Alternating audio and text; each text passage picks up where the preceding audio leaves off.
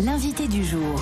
L'invité du jour, c'est donc vous, Mathieu Lefebvre. Rebonjour. Bonjour. Vous êtes député de la majorité, le groupe Renaissance, et vous avez déposé une proposition de loi qui va être examinée aujourd'hui en commission à l'Assemblée. Objectif, rendre obligatoire le drapeau français et le drapeau européen devant toutes les mairies du pays. On va y revenir dans un instant, Mathieu Lefebvre, mais d'abord l'actualité, ce sont les suites des violences du 1er mai. Avant d'être élu député Renaissance, d'ailleurs, vous avez notamment travaillé au cabinet de Gérald Darmanin, au ministère de l'Intérieur. Et justement, hier matin sur RMC, Gérald Darmanin a annoncé qu'il souhaitait une nouvelle loi anti-casseurs. La première version avait été invalidée par le Conseil constitutionnel. Il voudrait en écrire une nouvelle version pour lutter contre les fameux Black Blocs. L'idée serait de les empêcher de nuire, de les arrêter avant les manifs, en tout cas de leur interdire de s'y rendre. Vous seriez favorable à une nouvelle loi anti-casseurs ? Bien sûr, quand on voit ce qui s'est passé lundi avec plus de 400 policiers et gendarmes qui ont été blessés, dont certains grièvement, on a tous les images en tête, il faut évidemment aller plus loin pour avoir peut-être des arrestations préventives et faire en sorte que ces personnes qui sont d'une violence inouïe ne puissent se rendre dans les manifestations. D'ailleurs, pas seulement pour protéger la police et les gendarmes, mais pour protéger aussi les manifestants eux-mêmes et leur permettre de dénoncer librement leur opposition à la réforme des retraites. Donc vous seriez favorable à des arrestations préventives, comme vous le dites. Il y a eu des casseurs, certes, mais il y a aussi eu beaucoup de monde dans la rue le 1er mai. Les syndicats espèrent maintenir la pression. Il y a une nouvelle journée de mobilisation annoncée le 6 juin. À l'Assemblée aussi, l'opposition a coché la date du 8 juin avec la proposition du groupe Lyot pour revenir sur les 64 ans, sans oublier l'examen du RIP aujourd'hui au Conseil constitutionnel. Bref, ça va être compliqué là pour votre majorité, pour le groupe Renaissance, de tourner la page, de travailler sur autre chose, de lancer les fameux 100 jours promis par Emmanuel Macron. Non, c'est compliqué là de passer à autre chose quand tous les Français continuent à être en colère, on va le dire comme ça, sur la réforme des retraites. Mais on voit bien que les oppositions, elles cherchent à s'opposer uniquement. Moi, je vois bien ce programme législatif des oppositions, c'est de dire défaites tout ce que vous avez fait. Nous, au contraire, on veut proposer des solutions concrètes aux Français. Il y a beaucoup de défis qui nous attendent, par exemple pour mieux rémunérer les salariés, améliorer leurs conditions de travail, réinventer la vie au travail. Toutes ces choses-là, on doit les faire avec les partenaires sociaux et au service des Français. Dire non, refuser, rejeter, ça ne forme pas un projet politique, surtout quand on agrège des oppositions de Marine Le Pen à Jean-Luc Mélenchon. Mais donc pour avancer, pour passer à autre chose, comme vous dites, vous avez déposé une proposition de loi qui va être examinée Pas pour passer à autre chose. qui va être examinée à partir d'aujourd'hui en commission à l'Assemblée, donc pour rendre obligatoire le drapeau européen devant toutes les mairies. On en débat depuis ce matin, depuis 4h30 au 32-16 sur l'appli RMC. Il y a une remarque qui revient beaucoup parmi nos auditeurs. Pourquoi présenter ce texte maintenant ? Il n'y a pas d'autres urgences là sur les salaires, l'inflation, le pouvoir d'achat, le climat. Est-ce que c'est vraiment l'urgence là maintenant de rendre obligatoire le drapeau européen ? Alors ce texte, il répond pas aux défis politiques et sociaux du moment, incontestablement. En revanche, il sera présenté la journée du 9 mai. Et la politique, ce sont aussi des symboles. La journée du 9 mai, c'est la journée de l'Europe. Et nous, au groupe Renaissance, on veut redire notre attachement à la construction européenne. Et pourquoi maintenant ? Parce qu'il y a un double contexte qui nous y invite. Il y a d'abord le contexte du Brexit que nous avons connu. On a vu ce que ça a donné pour le Royaume-Uni. Mais il y a aussi le contexte de la guerre en Ukraine. Ce drapeau, c'est pas uniquement celui de l'Union européenne, c'est aussi celui du Conseil de l'Europe. Le Conseil de l'Europe, ce sont des valeurs de droits de l'homme, de pluralisme, de démocratie. Donc il s'agit de réaffirmer notre attachement à ces valeurs. Alors j'entends l'aspect symbolique, mais c'est aussi très politique comme sujet. Là, la prochaine fois que les Français votent, d'ailleurs, c'est dans un an pour les élections européenne. L'idée, c'est de lancer la campagne des européennes avec ce texte ? Non, je n'ai pas cette prétention. En revanche, si on peut parler d'Europe, comme vous me le permettez ce matin, et si nos oppositions peuvent être démasquées à travers cette proposition de loi, moi j'en serais très heureux parce que dans le fond, ceux qui sont mal à l'aise avec le drapeau européen, ils sont aussi mal à l'aise avec leur envie de sortir de l'Union européenne. J'ai repris les débats de Marine Le Pen, de Jean-Luc Mélenchon.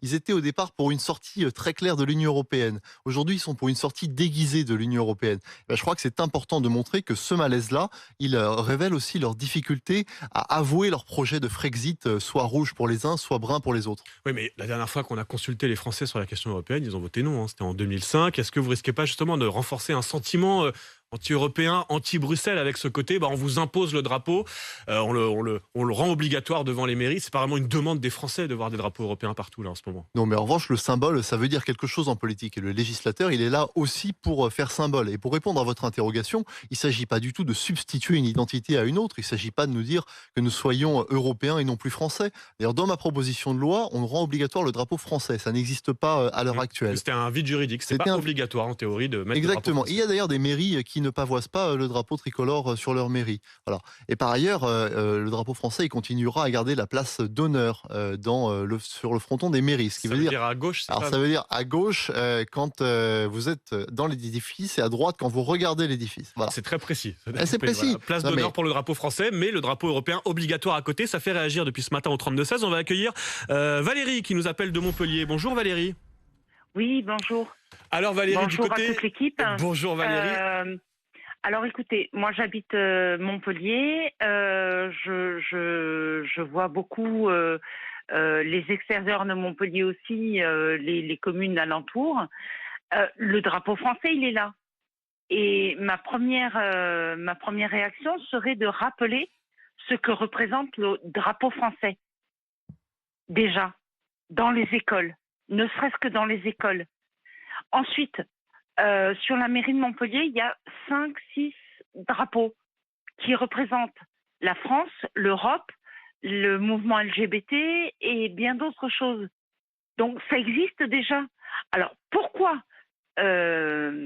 dépenser un argent fou que l'État n'a pas sur une légifération du drapeau européen sans expliquer déjà ce que représente le drapeau français, ce que représente le drapeau européen, ce que représente le drapeau, ben oui, moi j'habite Montpellier, donc il y a le drapeau de la région, le drapeau LGBT, il faut commencer par ça. Oui, pour vous, Avant de dépenser oui, ce des serait sous rajouter de la confusion de obliger- rajouter un drapeau. Valérie, on va laisser le député Mathieu Lefebvre vous répondre directement. Oui, madame, vous avez évoqué les écoles notamment. Ben, la loi, précisément, elle prévoit que dans les écoles, il y ait un pavoisement des drapeaux français et européens. Elle le prévoit aussi pour les centres de formation des apprentis. Il n'y a aucune raison que ce ne soit pas le cas pour les mairies qui sont, comme vous le dites, madame, un symbole de proximité républicaine auquel les Français sont particulièrement attachés. Et cette proposition de loi, elle a justement pour objectif de dire les valeurs que charrient ces drapeaux. Le drapeau national, il charrie des valeurs d'unité, de cohésion nationale auxquelles nous sommes tous attachés. Le drapeau européen, il charrie, comme je le disais, des valeurs de droits de l'homme, de démocratie, de pluralisme, auxquelles nous sommes également, je crois, tous Oui, attachés. mais est-ce qu'on met pas un peu la charrue avant les bœufs? Est-ce que votre boulot, c'est pas plutôt de convaincre, de donner envie d'Europe aux Français avant de mettre le drapeau, que ce soit une demande des Français, alors que là, depuis ce matin, on entend que c'est très divisé au 32-16 et que beaucoup disent non, je veux pas de drapeau européen devant ma mairie, quoi. Mais il ne s'agit pas d'être eurobéat, de se dire que tout est bien fait dans l'Union européenne, que tout va bien. Il s'agit en revanche de dire que la construction européenne et la construction de notre nation sont indissociables et que nous avons besoin de l'Union européenne dans le monde que nous connaissons. Moi, je ne sais pas comment on fait dans un monde qui est marqué par le G2 entre les États-Unis et la Chine pour exister tout seul. Je ne sais pas comment on fait pour exister dans le conflit ukrainien tout seul. Donc réaffirmer l'identité européenne. L'identité de la France. française et européenne.